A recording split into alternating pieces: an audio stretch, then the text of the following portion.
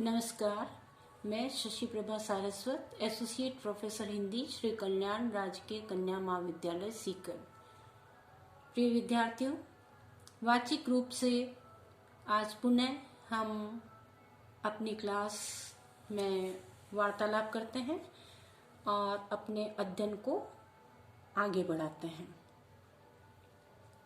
कवि सूरदास पर पिछले वीडियो में भी हमने चर्चा की है और उसी कड़ी को अनवरत आगे जारी रखते हुए आज हम पद करेंगे जो इस प्रकार से। उद्धो मन न भय 10-20, एक उतो सुगयो श्याम संग को आराधे ईस। इंद्र शिथिल भई के केशव बिनु, ज्यो देहि बिनु शीस। आशा लागी रहित तन श्वासा, जीवई कोटि बरिस। तुम तो सखा श्याम सुंदर के, सकल जोग के ईश। सूर हमारे नंद नंदन, और नहीं जगदीश। यहाँ पर सूरदास जी कहते हैं कि भगवान श्री कृष्ण ने अपने परम सखा उद्धव को गोपिकाओं के पास भेजा और उद्धव से ये कहा कि तुम अपने निर्गुण निराकार ईश्वर की जो उपदेश मुझे देते हो, ये सारी बातें किसको जाकर के, गोपिकाओं को जाकर के समझाना और उनको ये उपदेश दे देना। तो तुम्हारे और मेरे दोनों के बीच जो होड़ मची है कि मैं कहता हूँ भगवान श्री कृष्ण कहते हैं कि मैं कहता हूँ कि इस संसार में प्रेम ही सर्वोपरि है, और तुम कहते हो कि निर्गुण निराकार ब्रह्म है, वो सबसे बड़ा है। तो इन दोनों का समाधान गोपिकाओं के द्वारा उनके माध्यम से हो जाएगा, और तुम गोकुल में जाकर के गोपिकाओं को इस बात का, इस ज्ञान का उपदेश देना, निर्गुण निराकार के बारे में समझाना। उद्धव आकर के गोपिकाओं को कहते हैं कि हे गोपिकाओं, मैं निर्गुण निराकार ईश्वर की आराधना के लिए तुम्हें कहता हूँ, निर्गुण ब्रह्म की उपासना करो। तब गोपिकाएं कहती हैं कि हे उद्धव, हमारी बात ध्यान से सुनो।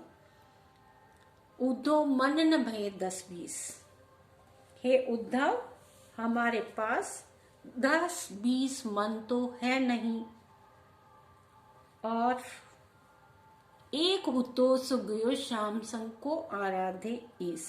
हमारे पास तो एक ही मन था, और वो भी किसके साथ चला गया? भगवान श्री कृष्ण के साथ चला गया। संग यानी साथ, भगवान श्याम के साथ, कृष्ण के साथ चला गया। हमारे 10-20 मन है नहीं, एक मन था, वो मन भी भगवान कृष्ण के साथ चला गया। अब तुम्हारे निर्गुण निराकार ईश्वर की उपासना को कौन ध्यान करे, कौन सुने?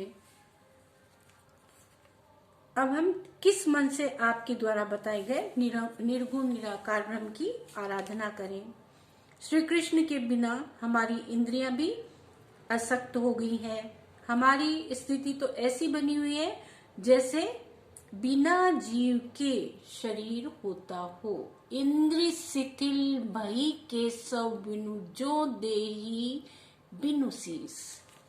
हमारा शरीर किस प्रकार बन गया है? श्री कृष्ण के बिना हमारी इंद्रियां बिल्कुल असक्त हो गई हैं, कमजोर हो गई हैं। हमारी हालत तो ऐसी बनी हुई है जैसे बिना जीव के शरीर की होती है। हमारे शरीर में जो श्वासें चल रही है वे इसी आशा में चल रही हैं कि शायद भगवान श्री कृष्ण लौट कर आएंगे और हमें दर्शन देंगे। आशा लागी रहती तन श्वासा, जीवई कोटि बरिस। तुम तो सखा श्याम सुंदर के, सकल जोग के ईस। आशा लागी रहती तन श्वासा, इसी आशा में गोपिकाएं कहती हैं कि इसी आशा में हे उद्धव, हम करोड़ों वर्षों तक जीवित रहने की कामना करती हैं कि भगवान श्री कृष्ण एक दिन आएंगे और हमें दर्शन देंगे। हम इसी आशा के सहारे करोड़ों वर्षों तक जीवित रह सकती हैं।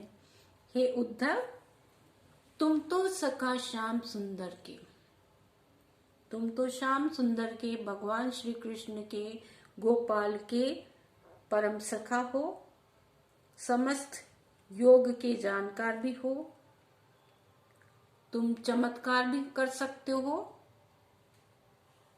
सब कुछ जानते हो। हमारी स्थिति भी तुम जानते हो कि हम भगवान श्री कृष्ण के अलावा किसी को प्रेम नहीं करती।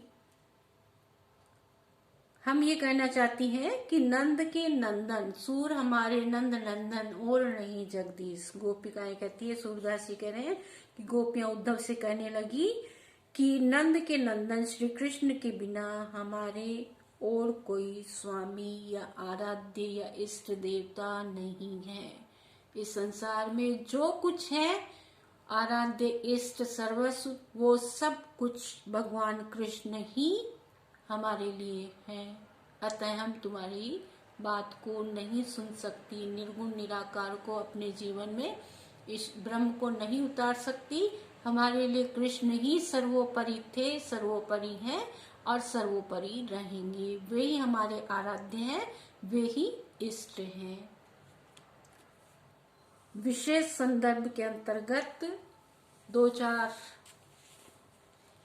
विशेष बातें हैं, वो आप इस भांति लिख सकते हैं। गोपिकाओं ने बड़े ही शिष्टाचार पूर्ण ढंग से, शालीनता से अपनी विवशता का उल्लेख किया और निर्गुण निराकार ब्रह्म की उपासना करने से साफ साफ मना कर दिया। वे चाहती हैं कि उद्धव अपनी योग शक्ति के द्वारा कृष्ण के मन में उन पुरानी क्रीड़ाओं को जागृत करें, जिससे कृष्ण उनका स्मरण कर पुनः ब्रज लौट आए। व्यंजना शब्द शक्ति का यहाँ प्रयोग किया गया है और अलंकारों में काव्यलिंग अलंकार का, अनुप्रास अलंकार का और